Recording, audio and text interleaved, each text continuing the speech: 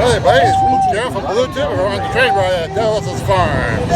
Yeah. You are traveling on a quarter scale, exact replica of the 1893 Huntington train.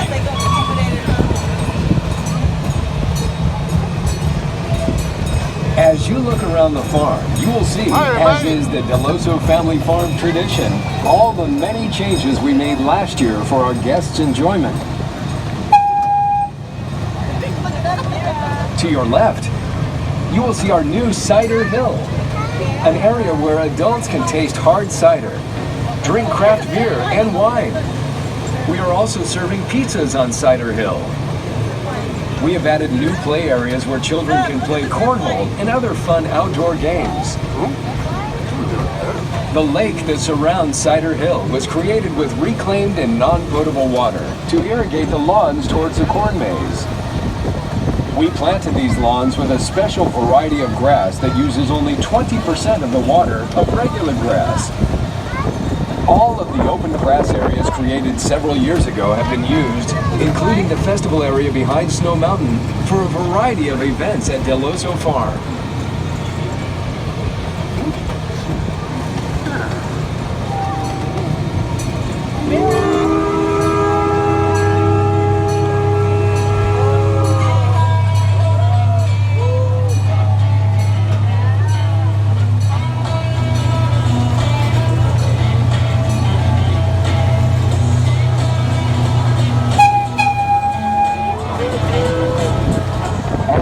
Out of the tunnel, look to your right.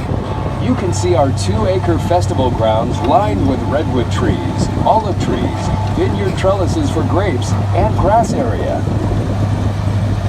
The redwood trees were planted for a natural windbreak for this area. You will see the beginnings of what will become a beautiful landscape to our future plans for this farm.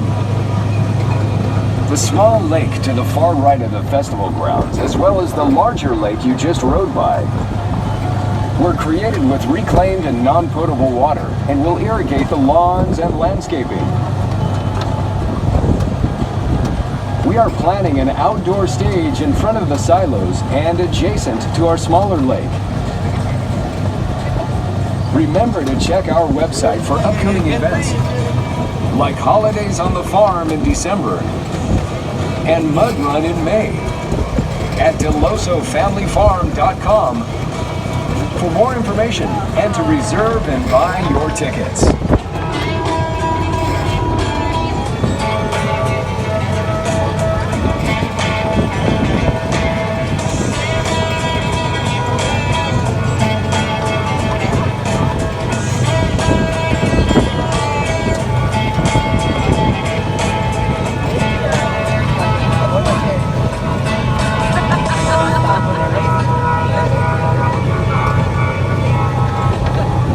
More than 1,000 trees at the farm in 2015. And as we travel down the tracks, on the left you will see signs that designate each fruit, nut, or citrus tree that we have planted along the rail. These trees are planted in a specific order too. As we make our way around, we are taking a trip through the crops of the central San Joaquin Valley, starting with apricots, peaches, plums, and almonds, all the way down to the lemons and mandarins of Bakersfield. The current drought conditions in California have been a consideration in all of our plans, and in 2015, we decided to fallow, or not to plant, 50 acres of farmland to save the water for the 7 acres of Bermuda grass. The farm depends on the shared resource of water along with the other farms in the area, and we think it is important to instill the value of good planning and thoughtful stewardship of our resources for the future generations of our family, and for your families to enjoy too. We have been good stewards using conservation, moderation, and preservation.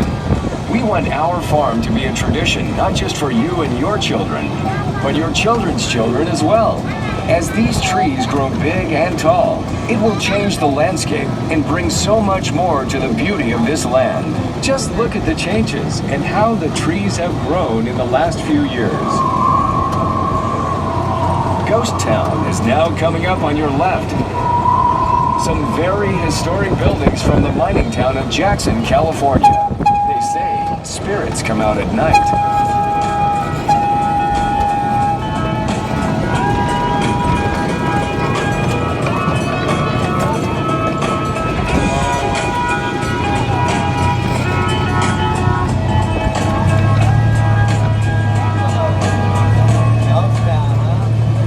Right is a panoramic view of Mount Diablo and the West Hills. Perhaps you've been lucky enough to catch a sunset while on our farm. If not, you might have to come again, as our sunsets and the colors in the sky are breathtaking. During the year in the fields on your right, we grow cherries on the east side of the farm. And just past the future you pick cherries, in October it becomes our overflow parking lot. Back over to the left, you'll see our grove of citrus trees, a very important crop for California. Brought by Spanish missionaries originally, William Wolfskill, considered the granddaddy of the citrus business, grew hundreds of lemon and orange seedlings from San Gabriel Mission. Navel oranges like those planted on the farm came to the U.S. in 1873, a mutation from an orange tree in a Brazilian monastery. The U.S. Department of Agriculture obtained 2 cuttings and gave them to Eliza Tibbetts, a woman suffrage activist in Riverside, to see if they would grow. The trees produced an incredible fruit that was the key to the establishment of the California commercial citrus industry. The only way navel oranges can reproduce is by grafting, or taking a cutting of the original tree. Every single navel orange you ever have eaten has been a descendant from these mother trees, one of which is still standing in Riverside and is a California historical landmark. During the gold rush of the 1840s, there was a huge demand for oranges to defend against scurvy, a vitamin C deficiency, which firmly established the citrus market in Southern California. Remember, an orange a day keeps the scurvy away. Look out to our left, and you will see the woods of our spectacular haunted castle before we head back to the station. If you dare, take a walk through the haunted forest. You never know what you will see lurking around each corner.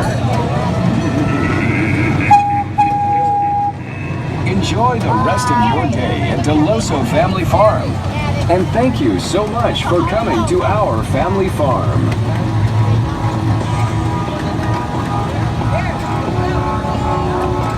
Good.